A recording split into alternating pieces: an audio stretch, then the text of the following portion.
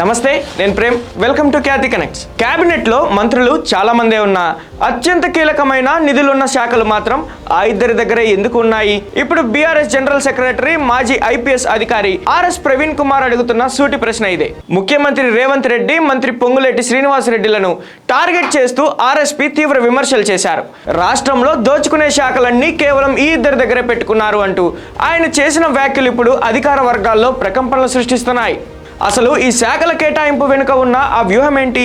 దోపిడీ వార్తలు బయటికి రాకుండా ఐఎండ్పీఆర్ శాఖను ఎలా వాడుకుంటున్నారని ఆర్ఎస్పీ చేస్తున్న విమర్శల వెనుక ఉన్నది ఆయనేనా? తెలంగాణ భవన్ చేస్తున్న స్క్రిప్ట్ ఏంటి అనేది ఇప్పుడు చూద్దాం.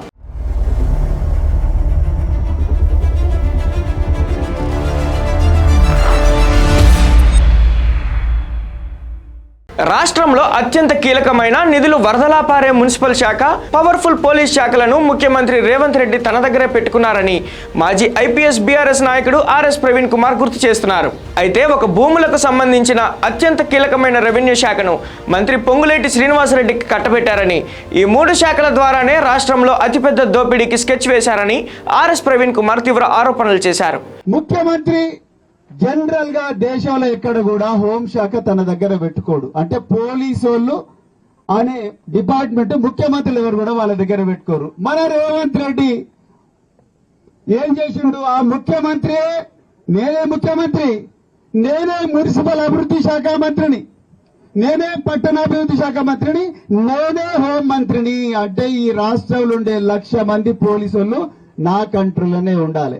రెవెన్యూ శాఖ మంత్రి పొంగులేటికి ఇచ్చారు సరే, మళ్ళీ ఐఎండ్పీఆర్ కూడా ఆయనకే ఎందుకు ఇవ్వడం వెనుక సీఎం కుట్ర ఉందన్నారు. రెవెన్యూ శాఖలో జరిగే బాగోతాలు, దోచుకునే వార్తలు బయటికి రాకుండా మీడియాని కంట్రోల్ చేయడానికే ఐఎండ్పీఆర్ శాఖను కూడా పొంగులేటి చేతిలో పెట్టారని ఆయన తేల్చిపడేశారు.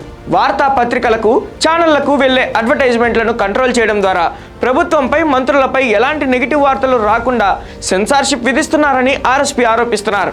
ప్రభుత్వం ఐఎండ్పీఆర్ శాఖను అడ్డం పెట్టుకొని మీడియాను మేనేజ్ చేస్తుండటంతో సామాన్యుడి గొంతు నొక్కబడుతుందని ఆర్ఎస్ ప్రవీణ్ కుమార్ ఆవేదన వ్యక్తం చేశారు. మూడవది, మన దందా అంతా బయటికి తెలిస్తే ఎట్లా? తెలియని ఎవరి ద్వారా తెలవాలి? పత్రికల ద్వారా తెలవాలి, ఛానళ్ల ద్వారా తెలవాలి. అందుకొరకు ఈ పత్రికలను, ఈ ఛానళ్లను కంట్రోల్ చేసే డిపార్ట్మెంట్ ఒకటి ఉన్నది. అదే సమాచార పౌర సంబంధాల శాఖ.